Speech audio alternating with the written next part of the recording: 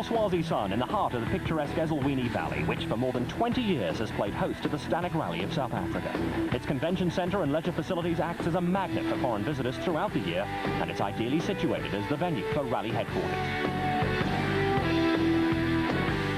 Day 2 dawned bright and sunny, and the crews enjoyed a pleasant chat before the serious work of tackling the 13 stages that lay ahead. Well, we've got 1 minute 16 seconds on the second competitor, so you know, our plan was really to get to Swaziland with a minute lead, and 1 minute 16 is close enough to the plan for us. And for the rest of the day, I think we'll keep pushing quite hard, and we'll just see what the tactics will be from the Toyota team. Leg 4 and 5 would take the competitors from Malkerns in the east to Bunya in the west and Mhlambanyatsi in the north, before returning to rally headquarters for the overnight halt. Stage 16, the first of the day, and Jan Habek and Douglas Judd in the Works Volkswagen Golf wanted to consolidate their lead from as early as possible. The Stanek is notorious for mechanical failures right to the end of the event, and enough time to do proper repairs can make the difference. At the same time, Serge Damso and Vito Bonafide in the Works Castrol Toyota Conquest wanted to exert maximum pressure on the leading crew to try to catch up. The Class A6 Dunnair Toyota Conquest crew of Jürgen Fecken and Dave Lukowitz had many people talking the previous night. We're lying third overall. The car is handling very well. We've got 2 guys pushing in our necks. I think between us and the 5th guy is only 10 seconds. So we have to push hard but stay on the road. Just 6 seconds behind, but leading Class A7, the GNT Golf crew of Chart van der Walt and Cindy Harding had everything to gain by trying to catch Fecken and Lukowitz, and they were looking good.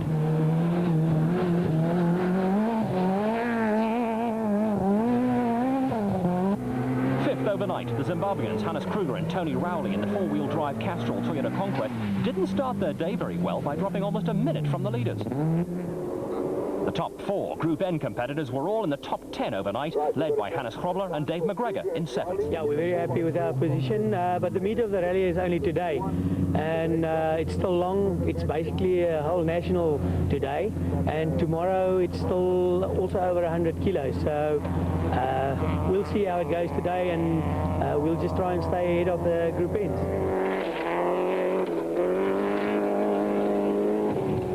81 seconds behind, and also second in Class N3 were Cliff Blackman and Johan Klaassen in the Team Total Nissan Sentra, with Class N2 leaders in 9th overall position, Dippy Moreira and Danny Duval in the Goodwood Auto Electrical Toyota Corolla. 10th overall and second in Class N2, Team Total's Dean Sanders and Graham Hooper, but unfortunately not see the end of stage 17 after a broken side shaft put an end to their rally. Die-hard rally spectators love coming on the Stanek, and Santvan Singh and Surinder Tati in their Group N Subaru, lying 12th overall, and Avi Reinecker and Robin Houghton in the Castrol Toyota Land Cruiser in 14th made it worth their while. Privateer Nico Higgs and veteran rally navigator Menno Havalar in their Class A6 Toyota Conquest were 4th in class and 15th overall, chasing class championship leaders Craig Trott and Brian Duncan. At the service halt after stage 18, Cliff Blackman was optimistic. Yeah, today is we made it through the night stages. Today is a day I think where we have to shuffle for position. Group N at the moment very close, so we can't give an inch. So one wrong turn and then you're better luck man to get back. So the idea is just to stay on the road and see if we can't make a bit of a gap between the N2s, because they're very hard to get away from at the moment. Making a welcome return to rallying, Big Skalkberger, along with Thilo van Vesterhagen, had brought his privately entered Toyota Conquest to 16th overall and 3rd in Class N2. Well, we're starting off reasonably early this morning, and the roads are very rough, and we're just hanging in there just to get to the end. It's still a long day ahead, and then it's still tomorrow as well. Car holding up the road. The car's going very, very well. After taking 37 seconds off Serge Damso in the first 3 stages, Habek pulled out all the stops in the longest stage of the day of more than 30 kilometers. In the end, the gap between the 2 works teams widened by another minute and 13 seconds. Damso and Bonafide were also going all out, but niggling problems were hampering their progress. Fecken and Lukowitz in the Dunnair Toyota Conquest had since slipped to 21 seconds behind Van der Walt and Harding, and this little indiscretion cost them another full minute. With Zimbabweans Hannes Kruger and Tony Rowley dropping out after stage 17, this meant that the Pretoria crew were back in 4th position.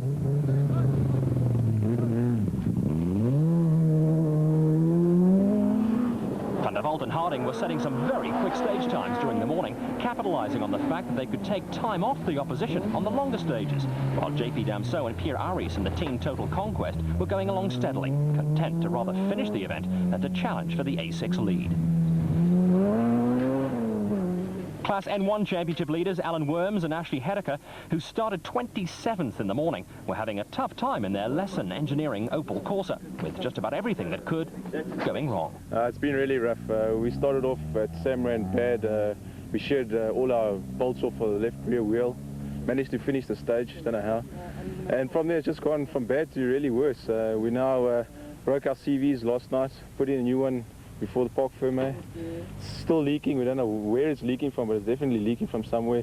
We seized our left shock, so it's just going from bad to worse. All the N1s are out now, so we just really just trying to maintain and stay in the race and get as many points as we can to maintain our championship aspirations and see what happens from there. Wherever the rally cars were parked, an interested crowd tried to get as close to the action as possible. Peter, with pace notes, it makes our lives a lot easier and a lot safer. We can go a lot quicker, especially over the blind rises. We know exactly what happens on the other side. But on this event in particular, we're pleased to have been over the route because it's very rough. So we've now marked the rough stuff, we've marked the fast stuff, so we can give it all we got when we can go quickly. And of course, we have to look after the car when it gets rough.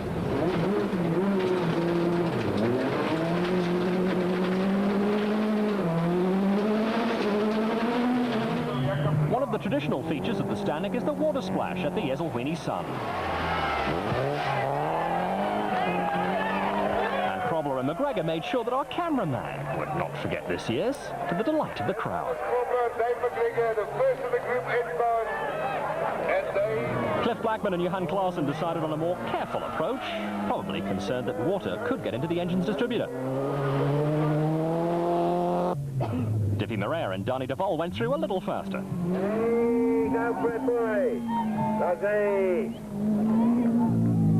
But the splash of the day came from Api Reiniger and Robin Houghton, whose Castrol Land Cruiser didn't even feel a thing. The Ezulwini splash is a favourite with crowds and crews alike, and Scott Berger wanted to entertain. The fun and games at the splash brought to a close leg 4 of the Stanek Rally of South Africa, which meant that crews could use their built-up service time to make the necessary repairs before going into the Parc Fermé. Hannes Kruger explained what happened to them. Going well in the second stage, 2 Ks in, came around a corner. There was a rock, most probably about 8-9 inches high in the road. Hit that, which split the rim in half, and that took the car into the bank, and we nearly rolled, but anyway we kept it on its wheels, and yeah, but the bank did all the damage. On to leg 5 after a welcome lunch break, and the next 7 stages would take competitors to the west of Bunya and northwards towards Mhlambanyatsi before ending the day at Ezulwini again. Habak and Judd in the Works Volkswagen Golf had built up a commanding lead of some 4 minutes over Damso and Bonafide. The narrow forest stages called for the utmost concentration, and even with such a huge lead, they couldn't afford to relax for a minute.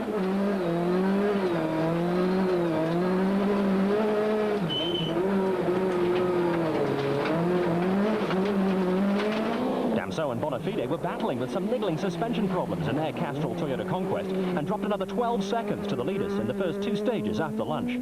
Trekken and Lukowitz were down to 4th in the Dunne Toyota Conquest behind Chad van der Walt and Cindy Harding in the GNT Volkswagen Golf, who were still leading Class A7.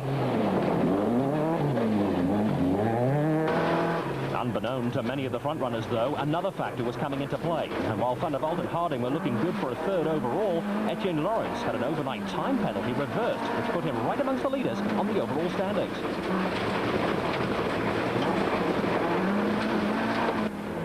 JP Dippy Damso and Pierre Aris in the team Total Conquest were still running steadily, but kept on dropping back in relation to Fekken and Lukowitz in A6 and were falling into the clutches of the Group N cars. A change in the Group N order saw Team Total Nissan Sentra crew, Cliff Blackman and Johan Claassen in front, ahead of earlier leaders Krobler and McGregor, who lost 3 minutes because of a puncture. Initially starting 11th overall, but rapidly making up positions, were Team Total Class A8 Toyota Conquest crew, Etienne Lawrence and Robert Paisley, who leapfrogged to 5th behind Fekken and Lukowitz after getting back their penalties. Punctures were starting to become the scourge of mainly the Group N competitors, and new leaders Blackman and Claassen were not spared the ordeal either. Gremlin finally hit us, and I think we've all had punches, and suddenly it was our turn, and had to stop and change it. Lucky we managed to finish the stage though first, so I think probably on the stage time we've lost about a minute, Johannes. So it looks like he's really right behind us now, so hope we don't have any more problems. Apart from some suspension and electrical problems and a broken side shaft during the afternoon, which were all seen to without losing too much time, the GNT Technologies crew of Chart van der Walt and Cindy Harding were in a relatively safe 3rd position behind Damso and Bonafide and Habak and Judd. 4th still were Fekken and Lukowitz, ahead of Lawrence and Paisley, Blackman and Claassen, Damso and Aris, Krobler and McGregor, and Morer and De Waal. Night fell over the Mountain Kingdom, and for most crews, it would be a question of surviving until the overnight halt. Stage 27 was a repeat of the long 30-kilometre stage of the morning, and Habak took almost 3.5 minutes off Damso. Still in 4th position, but closing in on Van der Walt and Harding, was the Danair Conquest of Jürgen Fekken and Dave Lukowitz. The GNT Golf had been suffering from an intermittent misfire, and the Cape Town crew had been giving away more than 30 seconds in the last 2 stages to their pursuers. Some more problems with punctures saw Krobler and McGregor drop down to 3rd in Group N, behind Blackman and Claassen and Morer and De Waal. Team Total Nissan Sentra pair, Blackman and Claassen, were involved in an exciting battle with Damso and Aris and the Land Cruiser of Reinecker and Houghton just ahead of them. The reigning South African off-road champions were up to an incredible 7th overall, Reinecker and Houghton finding that the big Castrol Toyota Land Cruiser was ideally suited for the conditions. The rough stuff definitely suits us. Not so much, I think, in the speed over the rough, but the fact that it can handle it, it's not going to fall apart. I see a lot of the competitors having suspension problems, things breaking. This thing hopefully can do it for a long time. You know, that's what we race on day in and day out. So we're quite looking forward to it. Fortunately, we seem to be tuning a lot of tyres, so we'll see what we do tomorrow. Long way to go still. Former national rally and off-road champion Hannes Krobler's words of the morning proved prophetic as the long day took its toll on the Bridgestone Nissan Sentra. The team dropped down to 10th and 3rd in Group N. At the end of day 2, Habak and Judd had extended their lead over Damso and Bonafide to more than 8 minutes. Lawrence and Paisley were 3rd, while Fekken and Lukowitz moved past Van der Walt and Harding.